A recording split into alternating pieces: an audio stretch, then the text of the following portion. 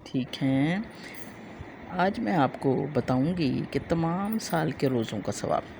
دیکھیں، اللہ تبارک و تعالیٰ نے ایک بڑا خوبصورت مہینہ ہمارے ساتھ ہم نے پچھلے ماہ گزارا، رمضان شریف کا۔ اس میں اللہ تبارک و تعالیٰ ہر چیز کا ثواب جو ہے وہ کئی گنا زیادہ بڑھا دیتے تھے۔ حضور صلی اللہ علیہ وسلم حضرت عبداللہ بن عباس سے مروی ہے کہ ایک شخص ان کے پاس آیا اور روزوں کے بارے میں اس نے دریافت کیا۔ آپ نے کہا، اگر تم داؤد علیہ السلام کی طرح روزہ رکھنا چاہتے ہو تو ہر مہینے میں 3 دن شروع اور 3 دن درمیان اور 3 دن ماہ کے آخر میں روزہ رکھو۔ اگر حضرت عیسیٰ کی طرح روزہ رکھنا چاہتے ہو تو تمام دنوں میں وہ روزہ رکھتے تھے، جو کی روٹی کھاتے تھے اور بالوں کا کپڑا پہنتے تھے، اور رات کو طلوع آفتاب تک قیام کرتے تھے، اور کوئی مقام جہاں وہ ٹھہرتے تھے ایسا نہ تھا کہ 2 رکعت نماز انہوں نے نہ پڑھی ہو۔ اگر حضرت مریم کے روزے کی بابت دریافت کرتے ہو تو وہ 2 دن روزہ رکھتی تھیں اور 2 دن افطار کرتی تھیں، اور اگر حضور صلی اللہ علیہ وآلہ وسلم کے روزے کی نسبت دریافت کرتے ہو تو آپ ہر مہینے میں 3 دن روزے رکھتے تھے، یعنی اس کو ایام بیض کہتے ہیں۔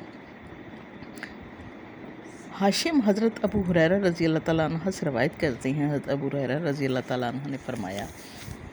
کہ حضور صلی اللہ علیہ وسلم نے 3 چیزیں سکھائیں جن کو میں مرتے دم تک کبھی نہیں چھوڑوں گا۔ ایک یہ کہ آپ باوضو سوتے تھے، دوسرا یہ کہ چاش کی نماز کبھی نہیں آپ نے چھوڑی، تیسرا یہ کہ ہر مہینے میں آپ 3 روزے رکھتے تھے۔ حضرت حفصہ سے مروی ہے کہ آقا نامدار صلی اللہ علیہ وآلہ وسلم نے فرمایا، 4 چیزیں کبھی نہیں ترک فرماتے تھے، ایک یوم عاشوراء کا روزہ، ماہ ذی الحج کے 10 روزے، صبح سے پہلے 2 رکعتیں نماز، اور ایام بیض کے، یعنی مطلب آپ صبح کی جو سنتیں ہیں وہ آپ نے کبھی نہیں چھوڑی۔ اب دیکھیں، اب اللہ کے فضل سے ہمارے یہ روزے تو اگر ہم رکھیں گے تو تقریباً ہم تمام ہر روز ہی سمجھو ہم روزے سے ہوں گے۔ اور اب رہا ایام ماہ شوال کی فضیلت، اور اس میں جو 6 روزوں کا ثواب ہے،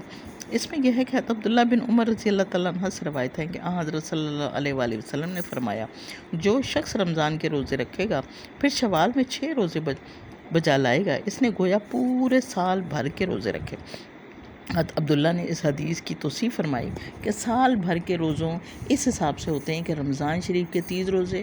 300 دن کے برابر ہیں، ٹھیک ہے، کیونکہ ہر روزہ جو ہے وہ 10 دن کے، ٹھیک ہے، اور شوال کے 6 روزوں کو 60 کے برابر، اس طرح 360 دن ہوتے ہیں پورے سال میں۔ تو اللہ تعالیٰ نے یہ فرمایا، جیسے اللہ تبارک و تعالیٰ نے فرمایا، من جاء بالحسنۃ فلہ عشر امثالھا، یعنی جو شخص ایک نیکی لے کر آئے گا اس کو 10 گنا زیادہ ثواب دیا جائے گا۔ اب دیکھیں، اللہ تبارک و تعالیٰ نے ہمارے لیے کس قدر فضیلت رکھی ہے کہ ہم اگر ایک نیکی کریں گے تو ہمیں اس کو کتنا زیادہ ہمیں اس کے لیے ثواب ہے۔ تو اس سے پھر یہی بات ثابت ہوئی کہ اللہ تبارک و تعالیٰ نے اگر ہم ایام بیض کے روزے رکھیں تو بھی ہمیں پورے سال کا ثواب، اور اگر ہم یہ 6 روزے رکھ لیتے ہیں تو اس میں ان 6 روزوں میں یہ نہیں ہے کہ آپ نے شروع میں رکھنے ہیں آخر میں رکھنے ہیں۔ اگر آپ کے فرض روزے ہیں تو آپ وہ پہلے آپ نفل رکھ لیں 6 ملا کے شوال کے، اور اس کے بعد آپ فرض رکھ لیں، کیونکہ یہ تو پورا مہینہ آپ روزے رکھ سکتے ہیں نا، کسی وقت بھی اس میں آپ روزہ رکھ سکتے ہیں۔ تو اس میں کوئی یہ نہیں ہے کہ بعض لوگ سوال کرتے ہیں کہ آیا ہم پہلے فرض رکھیں یا پہلے نفل رکھیں، تو اس میں آپ کیونکہ فرض